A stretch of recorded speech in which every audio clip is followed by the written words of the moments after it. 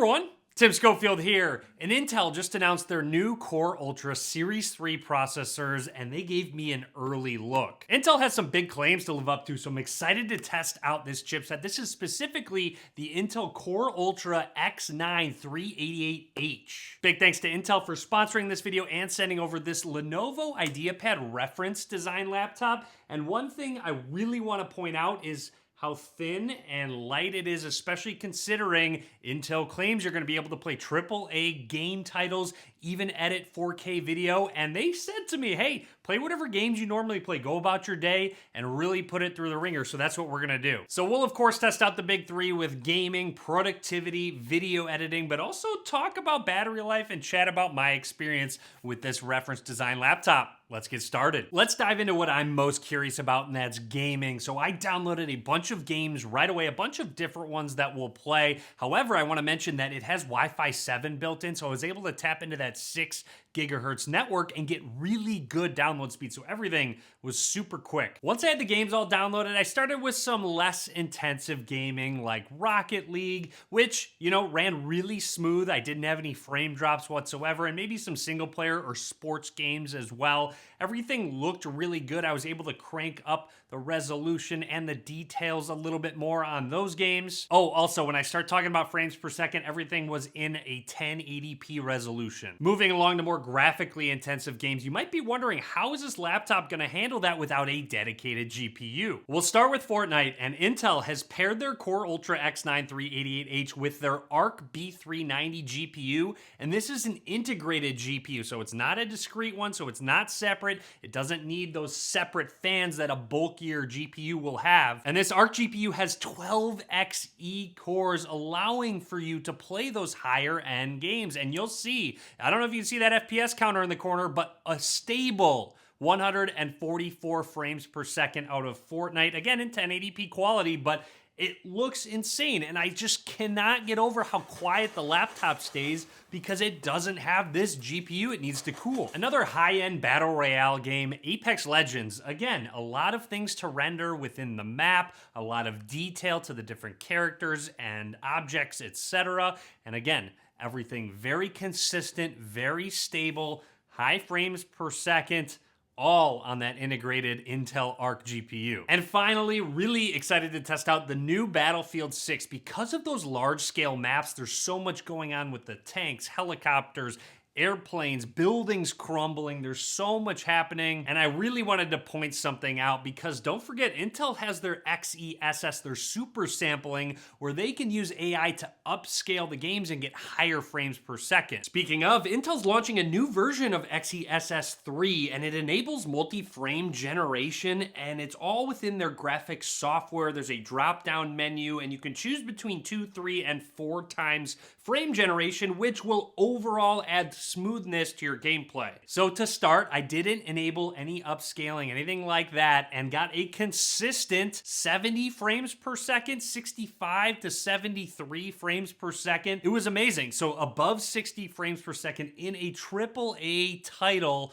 out of a laptop that's this thin and light is really crazy. But now if you go into settings of the game and turn on Intel's XeSS and turn on that super sampling, you will see a big jump in frames per second. Once enabled, I was easily getting over 100 frames per second, taking advantage of those higher refresh rate screens and really pushing this laptop to the limit. But again, the fan wasn't crazy loud. Again, this is just a reference unit laptop, so it'll vary depending on the manufacturer you get.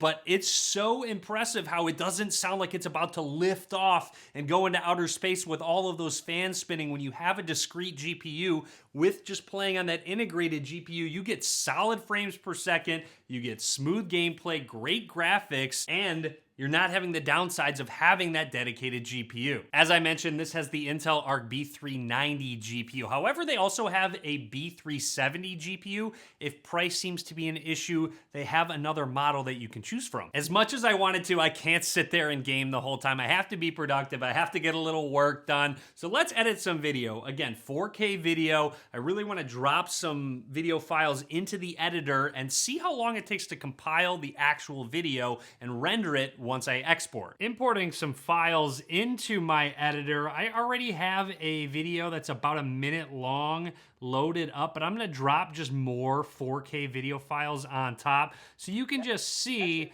at how fast, you know, the scrubbing is. And again, I just imported these files, so this wasn't preloaded. Any of this gaming that you probably will see in this video is all brand new. So just scrolling back and forth, look at how fast it's rendering everything. And then if you wanted to play something or, you know, chop something up, we can go B, let's hit backspace and delete. So now this is about a minute and 25 seconds of a video. And I like to do this live just so you can sort of see the timing of it.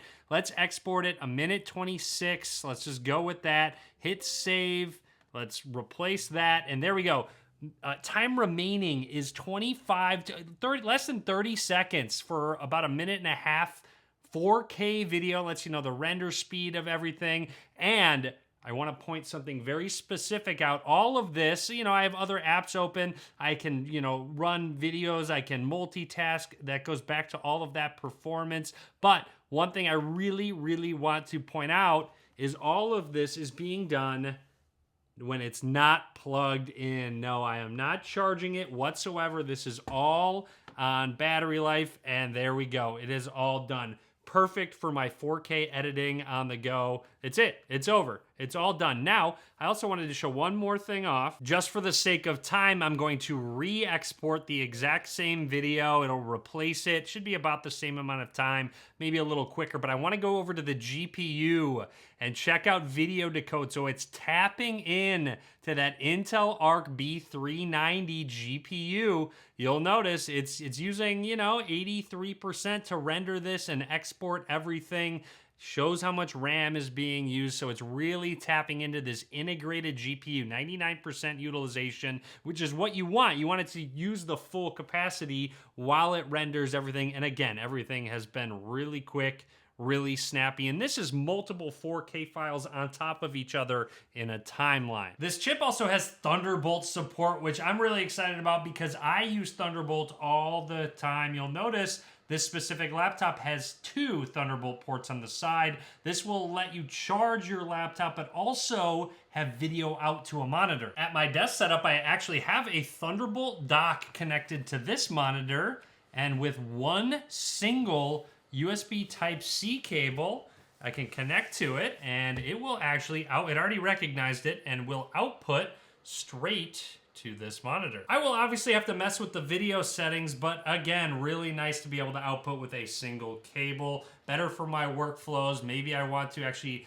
edit video on a larger screen. And even while I was video editing and rendering files, I was able to be productive and answer emails, take video calls, use AI to blur the background of my camera, maybe generate some images to put on top of videos as well. So multitasking has been a breeze, no issues there, and AI performance has been really good, that on-device AI performance especially. So far when it comes to that Intel Core Ultra X9, I've been really impressed. It's definitely a leap up in that performance. Gaming and video editing is faster, smoother, just overall better. But again, you might want to think about battery life because, of course, you're getting a thinner laptop. But since it has an integrated GPU, it doesn't need to pull more watts to power a discrete graphics card. So let's talk about battery life. So the Core Ultra Series 3 is Intel's first compute platform that's built on Intel 18A, which is actually made in Arizona, believe it or not. And that's their semiconductor process